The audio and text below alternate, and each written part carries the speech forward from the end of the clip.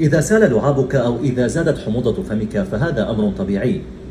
هذا ما يعرف بتكيف بافلوف، حيث أجرى العالم الروسي إيفان بافلوف مجموعة من التجارب على مجموعة من الكلاب، حيث لاحظ زيادة في إفراز لعاب الكلاب عند تقديم الطعام لها، فربط تأثير الطعام باللعاب.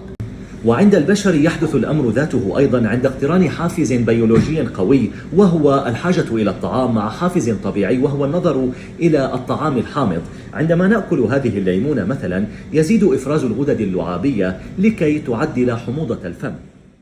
وهذا التأثير يحدث حتى بالنظر إلى الطعام الحامض وليس بالضرورة تناوله، وطبعا هو تأثير عادي لا شعوري على جسم الإنسان، لأن الدماغ يربط زيادة إفراز اللعاب بالتعرض للطعام الحامض وفقا لتجارب سابقة قد مر بها الدماغ